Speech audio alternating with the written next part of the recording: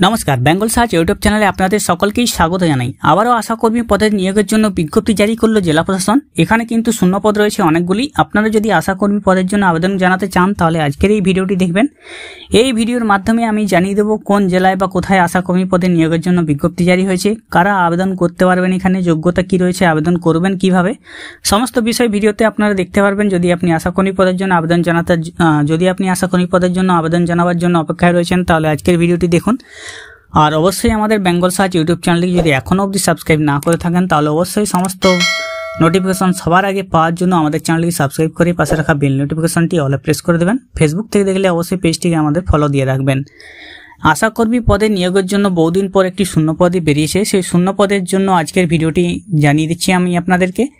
এখানে আশাকর্মী পদে নিয়োগের জন্য বিজ্ঞপ্তি জারি হয়েছে, অনেকগুলি শূন্যপদ রয়েছে।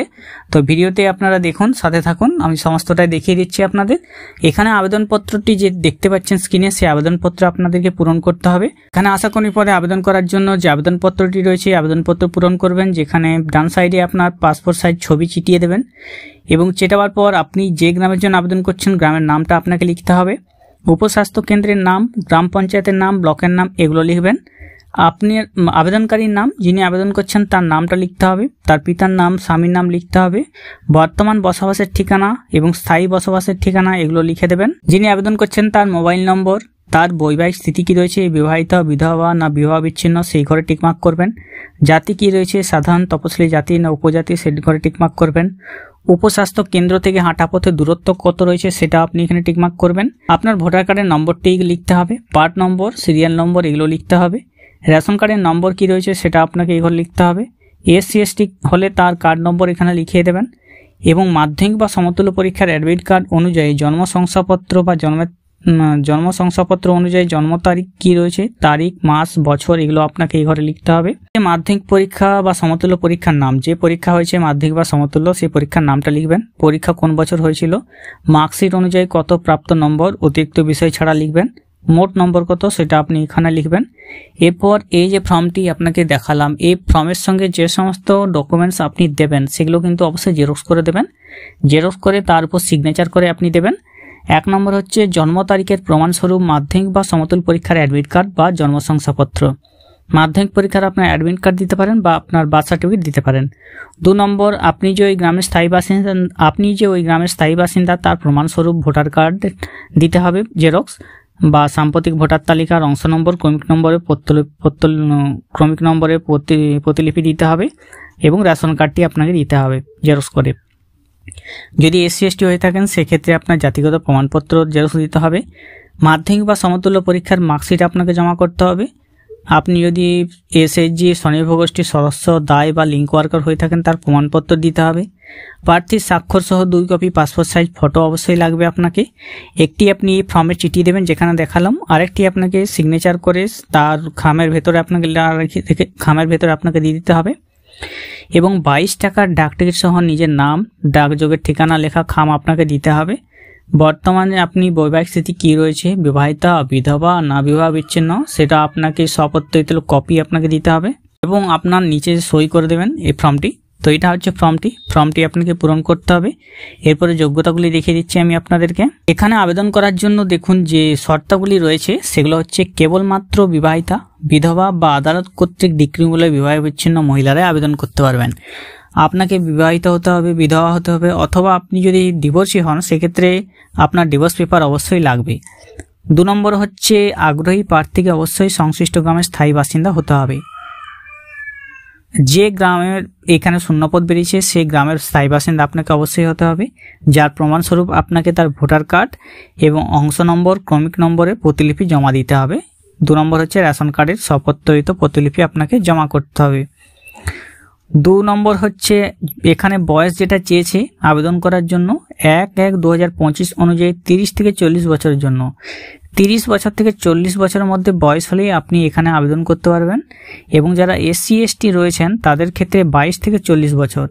শুধুমাত্র জেনারেলদের ক্ষেত্রে বা ওবিসিদের ক্ষেত্রে 30 থেকে 40, এসসি এসটিদের ক্ষেত্রে 22 থেকে 40 এবং বয়সের প্রমাণপত্র হিসেবে মাধ্যমিকের অ্যাডমিট কার্ড বা আপনার বার্থ সার্টিফিকেট প্রতিলিপি অবশ্যই জমা করতে হবে।